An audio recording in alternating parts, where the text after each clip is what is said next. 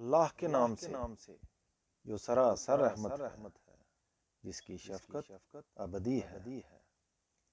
جن لوگوں نے انکار کیا اور اللہ کے راستے سے روکا، ان کے اعمال اللہ نے رائیگاں کر دیے ہیں، اور جو ایمان لائے اور انہوں نے اچھے عمل کیے اور اس چیز کو مان لیا جو محمد پر نازل کی گئی ہے، اور ان کے پروردگار کی طرف سے وہی حق ہے، ان کی برائیاں اللہ نے ان سے دور کر دیں، وہ ان کا حال درست کر دیا ہے۔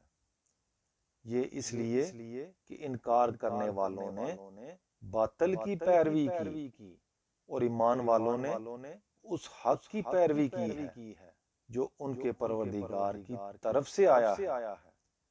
اس طرح اللہ ان کی مثالیں لوگوں کے لیے بیان کرتا ہے۔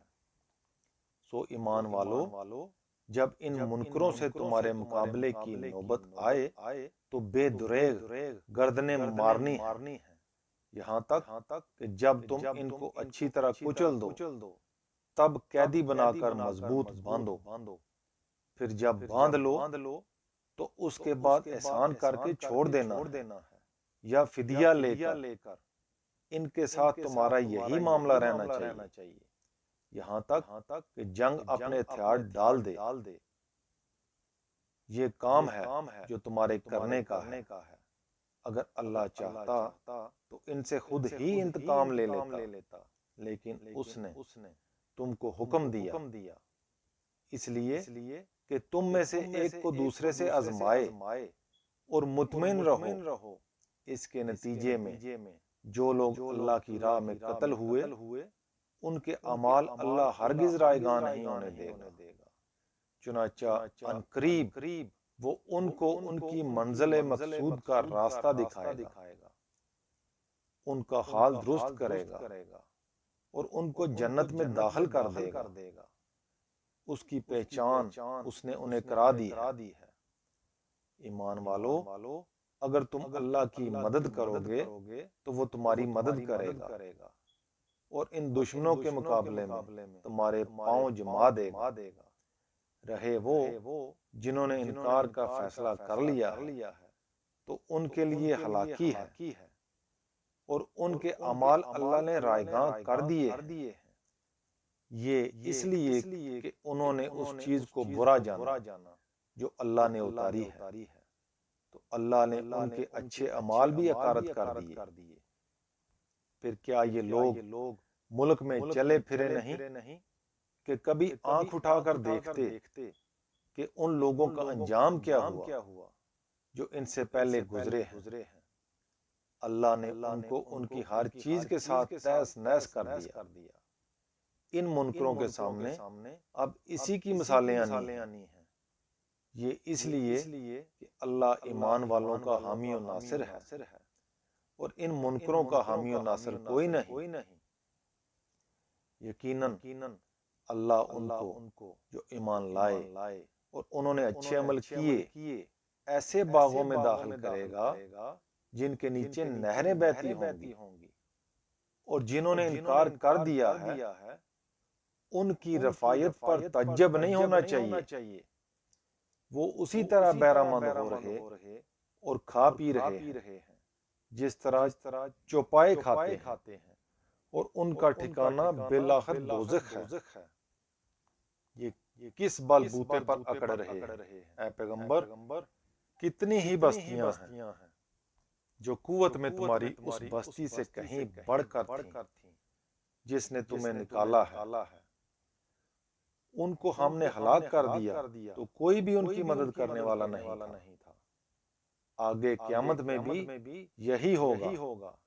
اگر نہیں مانتے تو ان سے پوچھو، پھر کیا جو اپنے پروردگار کی طرف سے ایک واضح دلیل پر ہیں اور اچھے عمل بھی کرتے ہیں، وہ ان لوگوں کی طرح ہو جائیں گے جن کے پاس کوئی دلیل نہیں اور جن کی بد عملی ان کے لیے خوشنما بنا دی گئی ہے، اور وہ اپنی خواہشوں کی پیروی کرتے ہیں؟ ہرگز نہیں۔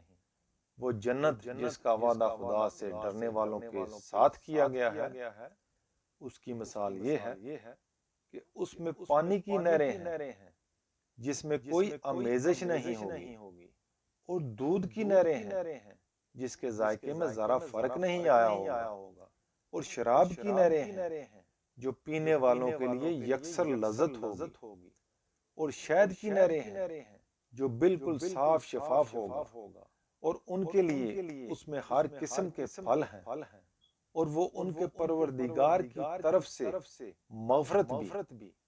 کیا وہ جن کے لیے یہ نعمتیں ہیں ان لوگوں کی طرح ہوں گے جو ہمیشہ دوزخ میں رہنے والے ہیں، جنہیں اس میں کھولتا ہوا پانی پلایا جائے گا تو ان کی آنتوں کو وہ ٹکڑے ٹکڑے کر کے رکھ دے گا۔ اور ان میں جو خدا کی اتاری ہوئی اس کتاب کو پسند نہیں کرتے، کچھ ایسے بھی ہیں جو تمہاری طرف کان لگاتے ہیں لیکن سنتے سمجھتے کچھ نہیں، یہاں تک کہ جب تمہارے پاس سے باہر نکلتے ہیں تو علم والوں سے پوچھتے ہیں کہ ابھی انہوں نے کیا فرمایا تھا۔ یہی لوگ ہیں جن کے دلوں پر اللہ نے مہر لگا دی ہے، اس لیے کہ یہ اپنی خواہشوں کے پیرو بنے رہے ہیں۔ اس کے برخلاف جنہوں نے ہدایت کی راہ اختیار کی ہے، ان کی ہدایت اس قرآن سے اللہ نے اور بڑھا دی، اور ان کے حصے کی پرہیزگاری انہیں عطا فرما دی ہے۔ ان کی سمجھ میں تمہاری بات نہیں آ رہی تو اب یہ اسی کے منتظر ہیں کہ قیامت ان پر اچانک آ جائے۔ سو یاد رکھیں کہ اس کی علامتیں ظاہر ہو چکی ہیں، پھر جب وہ ان پر آ ہی جائے گی تو ان کے لیے ان کے سمجھنے کا موقع کہاں ہوگا۔ تو اے پیغمبر، تم البتہ جان رکھو کہ اللہ کے سوا کوئی معبود نہیں ہے، اور فیصلے کی گھڑی قریب آ گئی ہے۔ تو اپنی اور اپنے ساتھی مسلمان مردوں اور مسلمان عورتوں کی لغزشوں کی معافی مانگتے رہو۔ اللہ تمہارے آنے جانے کی جگہوں اور تمہارے ٹھکانوں کو جانتا ہے۔ جو بظاہر ایمان لائے ہیں کہتے تھے کہ جنگ کے بارے میں کوئی صورت کیوں نہیں اتاری جاتی، پھر جب ایک واضح صورت اتار دی گئی اور اس میں جنگ کا ذکر بھی ہوا تو جن کے دلوں میں بیماری ہے تم ان کو دیکھتے ہو کہ وہ تمہاری طرف اس طرح دیکھ رہے ہیں جس طرح کوئی ایسا شخص دیکھتا ہے جس پر موت کی بے ہوشی طاری ہو۔ سو ان کے حال پر افسوس، ان کے لیے صحیح رویہ تھا کہ حکم ماننا ہے اور بھلی بات کہنی ہے۔ پھر جب معاملے کا قطعی فیصلہ ہو جائے تو اس وقت اگر یہ اللہ سے سچے ثابت ہوتے تو ان کے لیے بہت بہتر ہوتا۔ سو ایمان کا دعویٰ کرنے والو، اگر تم الٹے منہ پھر گئے تو تم سے اس کے سوا کیا توقع ہے کہ تم زمین میں فساد برپا کرو اور اپنے رحمی رشتوں کو توڑو۔ یہی لوگ ہیں جن پر اللہ نے لعنت کی، پھر ان کے کانوں کو بہرا اور ان کی آنکھوں کو اندھا کر دیا۔ سو کیا یہ قرآن پر غور نہیں کرتے یا دلوں پر ان کے تالے چڑھے ہوئے ہیں؟